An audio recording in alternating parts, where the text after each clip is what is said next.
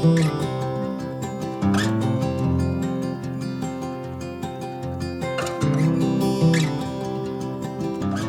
everybody. Hello, hello, and welcome back to the last episode of 2025.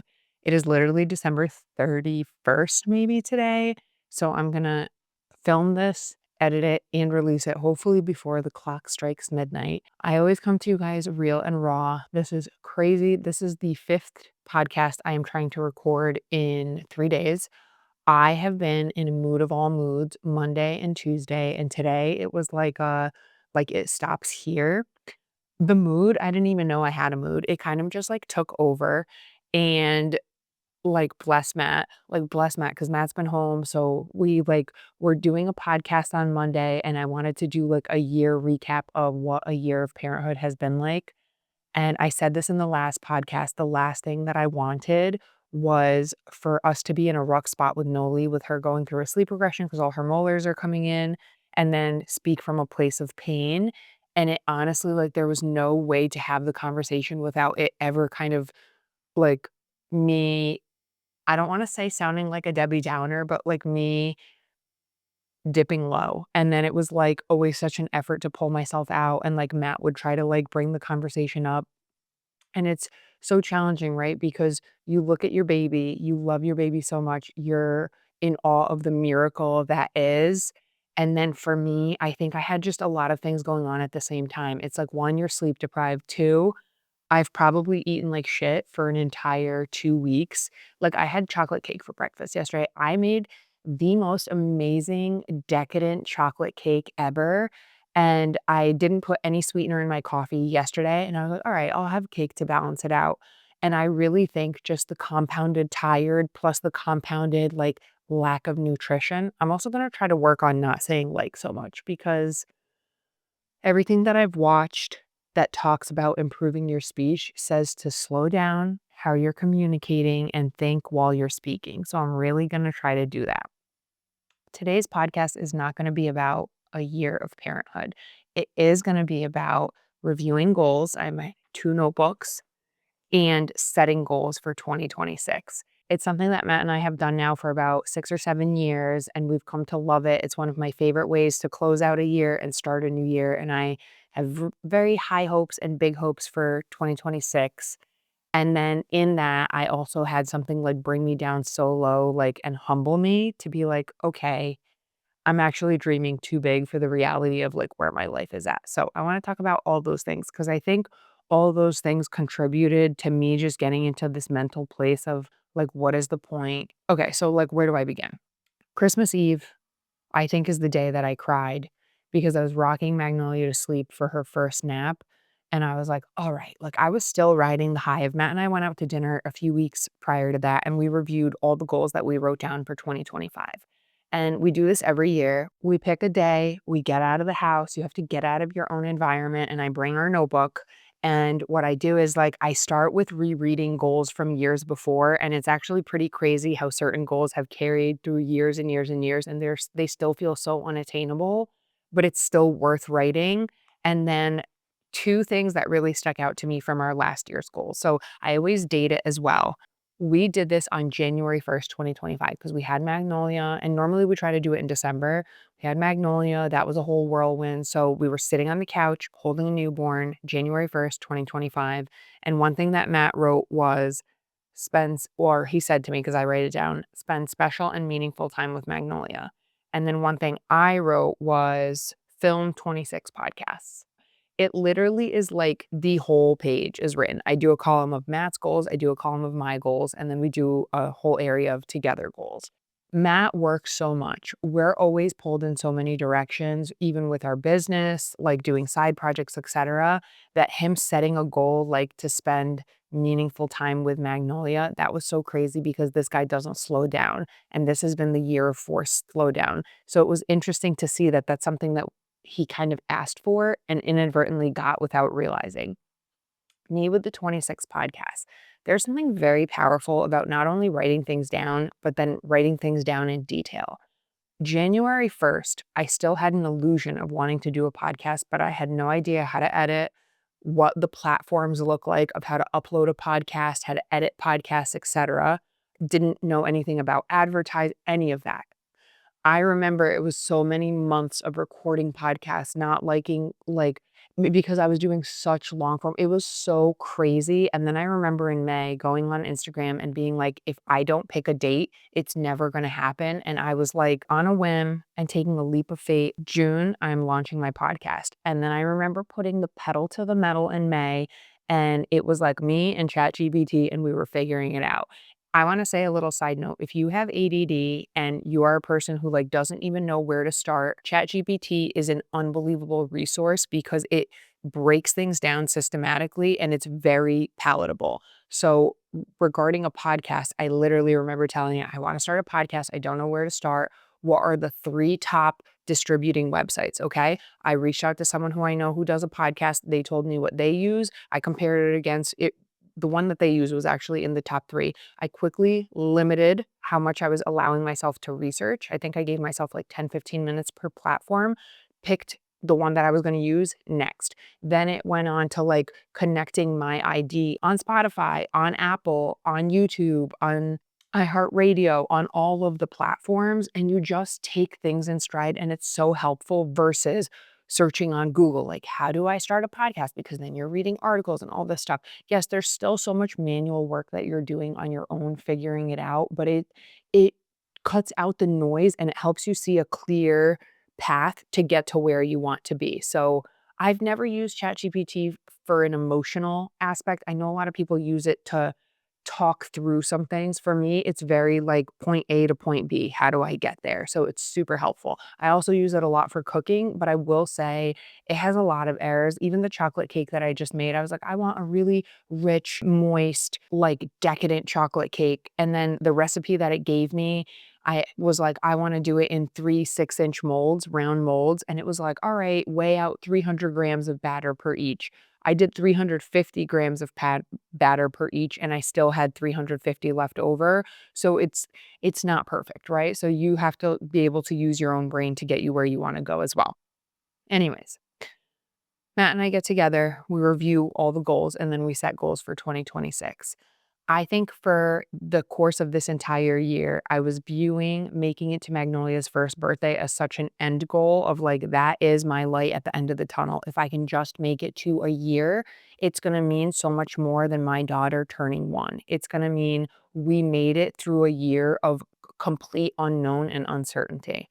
Not in a scary way, in a that was our reality. It was like a year of doing something we've never done before and gritting through it for a year. And then you know what happened? We ended up coming out of an entire year with no sleep. Magnolia, I don't, I'm sure it's a myriad of things. And I'm sure looking back, we'll have a better idea about things once we're parents of 2 or 3. But really, our first time go around, looking back, I wouldn't change it because I did have the opportunity to be home. If I could change one thing, I'd just be gentler to myself because I think I had way too many expectations of myself and of this year and what I could still accomplish. But with the way that Magnolia's teeth broke through and all the things, this just needed to be a year fully about Magnolia. So with that, I often was like, all right, well, once we get to the year, this haze is gonna lift and I'm gonna be able to dream and set goals for 2026 and it's gonna be so big and I'm back, baby, and all this stuff. And then I think I just rode this high for a few weeks of I did a big project at the salon. I had so much fun with that. It reignited so much in me. It realigned so many things. I was picking up where I left off with okay, we're going to build business partnerships with other contractors and other workers. And I'm going to focus more on design and we're going to have people do the work and blah, blah, blah, blah, blah. To Christmas Eve, I'm sitting rocking Magnolia in her room and I'm like, all right. So if I hire a sitter for Tuesday, Wednesday, Friday, what are those hours going to look like? And then what am I going to do in that time frame? I can work on design stuff on my laptop, but then if I ever need to run out and check on textiles or go pick out appliances or supplies for a project, whatever, I'm kind of thinking about that and I'm like, all right, so it's just going to be a year of go, go, go. And then it was kind of sad thinking about I am going to need someone to take my place, to be there with my kid, entertain my kid, push her to grow and learn. so I can go out and do other things, which is fine. But then I'm like, to then what? Make it to the end of 2026 and get pregnant again, hopefully, God willing, in 2027. And then that's when I began to spiral because it was like, well, what is the point of building a business up if I'm going to be pausing on it essentially again? And it just kind of brought me to this place of feeling so foolish for even thinking that getting to this point was the finish line and then I get to start a new race. And so many things you think about in this mindset because I think of like all the other moms who it the depth of what the selflessness actually means and what it really means that it's not your time, and I think I'm still processing all of that with the weight that it really carries. And that's a podcast for another time because it's so heavy and so raw. And I want to write out all the things that I'm really processing about that. But it really it knocked me down a couple pegs and it made me think I'm really going to have to rewrite my goals for 2026. And this has been a really big eye opener and something where I'm really going to have to lean on my faith and be like, okay, God, if it's not the time for these things now, I'm going to put them on a bookshelf and I'm going to trust your plan is greater. I do believe I'm going to be called to be more present with my kids because you hear mom say it all the time. It's really just such a short while. I want to get in that space. I want to truly live and breathe it and believe it instead of just say it. Because I think I'm still trying to run back to this old version of myself and have bits of it and connect to it when I really think like I need to figure out how to allow myself to transition into what my new life really looks like 360. So, with setting goals for 2026, I am this year breaking it down into different categories. This is going to be a year of myself, really working on myself inside and out. I'm going to kick off 2026 with a social media hiatus. I'm also kicking sugar. I've never had a desire to kick sugar, but out of nowhere, I'm like, that's like one thing I've truly never given up. I'm not diabetic. I'm not pre-diabetic. Like it's never been an insulin thing. I'm like, why not? We kick things all the time. I'm like, why not just give up sugar? I don't know if I can do it for a whole 30 days. I will say I had the nastiest coffee ever of my life this morning. And I'm like, you know what? Like, I might just start drinking black coffee. I still do the protein powder in it. Maybe I won't be doing that. I think I'm going to try to eat carnivore for as long as possible. I really wanted to do carnivore. And then I found out I was pregnant. Like, I was doing so much research and I was like, okay, if I could just put parameters around it, maybe do it for 1 or 2 weeks, just see how I feel. It's all going to be feeling based. Do I feel better while I'm going through it or on the other side of it? Because when so much of this season of life is out of my control, when so much of it is literally like the reason the podcast didn't work out on Monday is because Sunday night, Magnolia was up from midnight to 2 and it was rough. And it was literally, we turned our lights off at midnight. Matt hugged me. And then my phone lights up, Magnolia's awake. And then we change the diapers, we do a feeding, we do a whole routine run through. She's in her crib, she's winding down, she can't settle down. Literally to the point where at 2 a.m., I'm doing it all over again. I'm like, this has got to be a joke. Our kid is older than 1 year old, and we're still not sleeping through the night. But you know what? It is what it is. All that stuff though compounds and it's really hard. You can think you're fine and you're back to like, it's great. I got a whole 6 hours. You can think it's fine and that I got a whole 6 hours, but really all that stuff compounds. And when everything else isn't perfect, when the nutrition isn't perfect, when the heart health isn't perfect, when you haven't gotten outside, etc., all those little things like create cracks and then you're just like not your best self. So that's why that podcast didn't work out. And I didn't want to speak from a place of pain. And I was like literally speaking from a place of pain. So I really want to spend a year while I'm with Magnolia, home a lot, working on myself to just be the best version of myself that I can be. With social media, you guys know I have such a love-hate. I was like, maybe I want to give it up for a year. I don't think I could do a whole year. I actually think anybody could do a year if you needed to. Like if it was gone tomorrow, we would all survive. But I think I really want to take intentional time off and then really think about how I want to move forward with it in 2026 down to like, I think I want to set a limit for like only an hour for an entire week. And then with the details, like, how I was like, oh, I wrote down 26 episodes. This is exactly my 26th episode this year, which is crazy. That is what I mean in the power of the fine details. And that was just by chance, but I think it's your subconscious wiring. So I don't want to just say take 3 months off of social media and then figure out a way how to healthily come back. I want to set parameters around only spend an hour a week on social media, or like maybe I only go on social media on Mondays, Wednesdays and Fridays and not do it like, I need to figure out what it's gonna look like and then treat it like that, because if I don't come back with that stuff put in place beforehand, it's gonna be just like every other social media hiatus I've done, where you get back and you're like, "Oh, I have no interest in this," and then before you know it, you're doom scrolling because you're overtired and XYZ. With the nutrition, I think, uh, the new year is always a great time to reset in that aspect because everybody's doing it, because everybody is just you're just very aware of what's not working anymore and how you wanna continue forward. So I'm not necessarily a, "Let's get back in the gym first thing January 1st." Maybe I've been that girl, I don't really remember. For me, I really just wanna focus on feeling good sustainably long term. I wanna move more. I wanna really hone in on a routine. I'm gonna try for the first time in my life to truly get to bed earlier and wake up earlier, because if I've learned anything over the past year, I have an exponentially different kind of day when I wake up before my daughter and I get an opportunity to get myself ready, read my devotional, journal, whatever. If I have a little bit of me time, it changes the trajectory of my entire day. I'm really excited for what this year is gonna hold because Magnolia is gonna be a whole year older. So I'm like, what's she gonna look like? What milestones is she gonna achieve? I want to be the best version of myself. I don't wanna be grappling with my child changing and adapting to that, but also being disappointed in myself because my health isn't where I want it to be, my strength isn't where I want it to be, etc. When I return to social media, something I've really thought about over the past year since doing my different hiatuses is, what is my contribution to that space?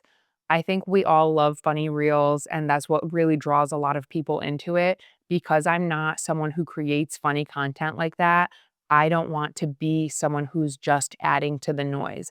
I really want to be intentional with, it's either, I'm sharing updates of our life, like how people do like photo dumps or whatever, or because I cook so much and bake so much and whatever, I share like a recipe a week or something. I'm not sure what it's going to be yet because I know I truly enjoy sharing so much. Hello, I'm literally doing this podcast, but I just want to be more intentional about what my reasoning is behind it.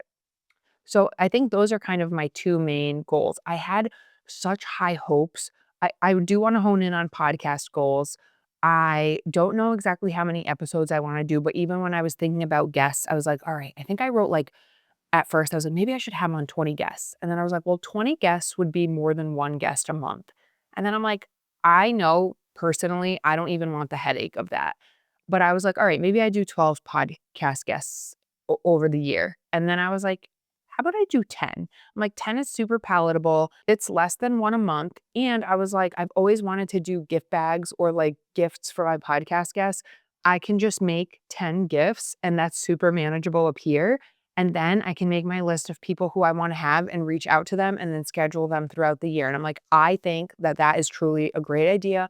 And it seems like something manageable. I would really love to start advertising my podcast because right now, my loyal listeners are my true hub base, but I am not branching, I'm not reaching for like minded audiences. It's just kind of like we are our own little intimate group. Regarding Costa Cabin, I think that was the hardest thing to stomach. When I went back to work at the salon, I told Sam, I have a year in me. I can give you a year of my life, but when I have more kids, it's not going to make sense to try to find a sitter. So then it was interesting because when I had to kind of reevaluate what my goals with Costa Cabin were and realizing that it's really not the time for Costa Cabin, I was like, you know what? In a way, this is good because I can honor my previous statement of continuing to help Sam, like, just kind of continue on that path and then do a job well done and see it all the way through and help someone with every need that they have. Like right now, that works for the season of my life that I'm in. And then maybe I'll do 1 or 2 projects for existing clients. And I'm like, you know what, Anastasia? That is more than enough. My husband built me a bake stand. That is another thing that I think I'm literally gonna write hold for bake sale days. Like, the goal with the bake stand is I get these waves of inspiration where I just wanna bake. I have times where I get creativity hits, I have times where I get cleaning hits, and you're just going through the motions. That happens to me with cooking and baking, like making jams. Like, I wanna do canned things, like when I make my pickled onions. I have so many of those fun ideas, and I've always wanted the ability to do something at the top of the driveway, and it's gonna be very casual. I think whenever I think up wanting to do it, I think I'm gonna have to get a freezer or a fridge for our downstairs so I can kind of like, if I make, like, a ton of cookie dough, I can vacuum seal it, put it in the freezer, and get everything ready for, like, a full day of baking and then get it out. But whatever, I'll figure out those logistics. Or maybe one of those fridge freezers where you can change the settings, and if I need it to be a refrigerator, it's a refrigerator. So then if I do wanna do jams or pickled onions or, like, relishes or things like that, like, I'm excited about this because if I'm doing sourdough loaves, when I was making my pickled onions, I was making, like, really spicy with jalapenos, and then I was doing sourdough loaves with them, and they were coming out so like, I that truly brings me so much joy, and it's so much fun to do. I do not wanna be, like, handcuffed to it and married to it and have to do it all the time, but if I can do pop-up days of doing that, it will fill my cup. I'll be so excited. I'll sound the alarms for my friends. Everyone can come get whatever they want, and then so I'm excited for that. So, right there, my cup runneth over with what I'm gonna be working on this year. I just had to let my brain catch up with there's still gonna be so much goodness. I want to have time to slow down, to be present with my family, to take care of my husband, our house. Being with Magnolia, it really is Matt and I will record a podcast of what a year of parenthood has been like. But one of my favorite things that he said over the past few days, I literally sobbed on the phone to my friend yesterday because I was like, what is wrong with me that doesn't feel like enough because I'm still pursuing my desires. And Matt said one of his favorite things about this past year was the fact that Magnolia has had an entire year where from the moment she wakes up to the moment she goes to bed, this is going to make me cry, her love tank gets full. Like that's all she knows. She knows a loving mom and a loving dad and loving family and just everyone pouring into her day after day after day. And I was saying this to my best friend and she goes, Anna, you won. Like, you won. That's the goal. Like, such a happy, healthy baby. And there I was, like, so in my own feelings of, yeah, but I want to pursue these goals and I want to do this with my business and this. And it's like, I've literally already won because I have a baby who is getting a foundation for her life that some people can only dream of. And I'm so blessed in so many ways that like I have Matt, we have the life that we've built together, the family that we have. My dad said this to me even at some point this year. He was looking at Magnolia and how small she is. And he's like, can you imagine some people have babies this small and they're sick and they don't get all this time with their baby and their baby's in the hospital. Like Magnolia is healthy. We have our health. We are so lucky. And again, it's so easy to focus on what we don't have and what we haven't accomplished yet and etc. And the antidote to feeling, I don't want to say miserable, but just feeling sad and like you're not where you want to be yet is to really, I've said this a million times this year on my podcast, focus on everything that you do have because once you start counting all the things that you're blessed with and you're grateful for, there really is no room in your cup to talk about the things that you don't have yet. So I think setting the goals and aspirations, it's so important and it's so fun because really, and so much can happen in a year, so many beautiful things, but you have to remember God, the devotional I was reading this morning, it said, God knows your past, present, and future. You have to trust that God's way is better than your way. And I was really stomaching this because my way was, well, I want to do my business. I want all these things. And it's God's way, which you have to let him reveal that to you and you have to trust him. But God's way is he does want me home with Magnolia. He does want me home with our future kids. And how long really is that in the grand scheme of things when you are building your children up to have lifelong success? Because they know true fulfillment and love with mom and dad being there and supporting them and uplifting them through the most developmental years of their life. So, anyways, I'm going to leave you guys with that as my last send off message with 2025. Grab a notebook, pen and paper. It can be any ratty old notebook. This notebook does not have a lot of pages left in it. So I found a notebook that has the same style pages, and I'm going to try to combine these. Give yourself the opportunity to write down a vision for the next year of your life and then revisit it in December of 2026 and literally watch how God worked it out for you. If you are in the season of life where you want that relationship and that's been something that's been on your heart for years, write it out. Let this be the year that the craziest things come true for you. If you're struggling in parenthood, in your career, whatever, I'm just excited to see how it works out for everyone. All right, please like, share, subscribe, and I will see you guys all next week. Bye.